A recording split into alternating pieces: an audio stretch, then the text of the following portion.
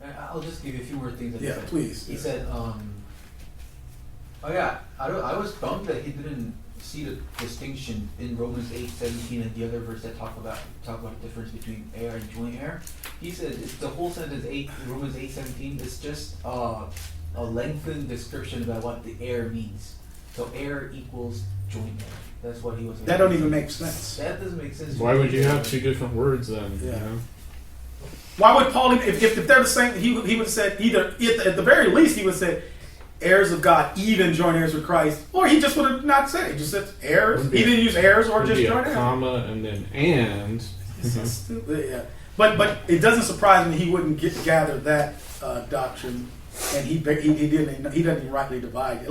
Well, and also with that logic, then you're saying that to be an heir of God, he would say you're an heir of God when you're saved, right? Automatically, you're an heir of God. So everybody who's ever saved suffers with Christ?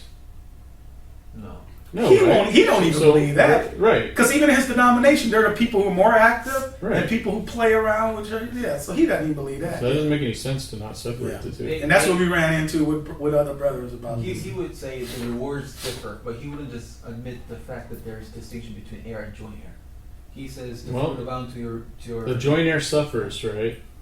And if he's going to say that they're the same thing, that an the heir issue suffers. Of suffering with so him. every member of the body of Christ is suffering with Christ. Even people who are evil workers. Yeah. That's what I was saying earlier. I'm still waiting for the answer to the question.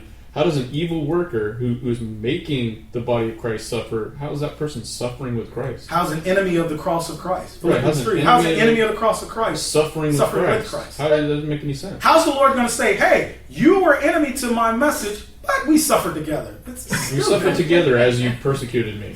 But can we talk about that reward aspect that he just mentioned?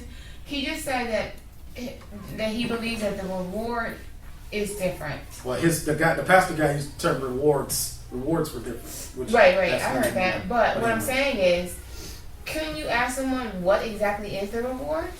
Well, before I did that, I mean, what Ryan says is first, Rondell. The verse says that there's sufferings with him. Yeah. So even before we even get to reward, you got to get them to say, does every heir suffer with Christ? And he doesn't even believe that. He doesn't believe that. There are people in his own church that he said, faithful, not.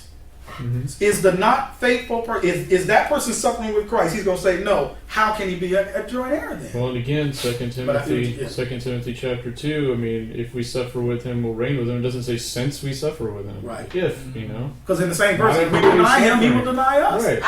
Who is he denying and what are they denying? I don't understand how people can talk about the gold, silver, precious stones and the wood-hay stubble, but yet not still understand what you guys are. Because they don't. The people we've been doing, they don't want. But to. they're still talking about the gold, precious stones, and silver. Like, how could you talk about the judgment seat of Christ and mention the gold, precious stone, and silver, but yet reject the whole heirs and joint heir aspect? What is the purpose of the gold, precious stones, and silver? What is that? Well, they say that that's part of, because everybody's getting a reward, but only some are getting the reward of the inheritance, and they would say, and I think aptly, that the gold, silver, precious stones would potentially represent a reward as well as the reward.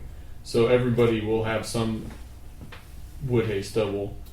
Yeah. Some will have some gold, silver, precious stones. Just whatever you have is going to bear out in the balance, you know. Yeah. Well, I'm glad you said that because I wasn't. All of us gonna have some type of stubble or stubble. It's a big difference. Yep, there's the definite article versus the indefinite article. There's the reward of the inheritance in Colossians. That's a specific because you serve the Lord. And so what about our brothers who serve not our Lord says Jesus Christ? There's some people that serve not the Lord. 16. I mean, so they don't get the reward. They don't get the reward. You know, good and well they changed that verse to make it seem like they're talking about lost people. No, the serve. Paul wouldn't have to tell a bunch of believers that some Christ. Hey, you guys know that lost people aren't serving the Lord. Everybody, but that's what they do. I've seen it. Well, I'm sure they do. Newsflash. Paul doesn't have to tell us that lost people are serving the Lord. By the way, when Paul says he's weeping, remember we went over that verse? I tell you, even weeping. Paul's not weeping over lost people rejecting Christ. Right. He's weeping over saved people, members of his body rejecting the truth of the cross. Yeah, the preaching of the cross.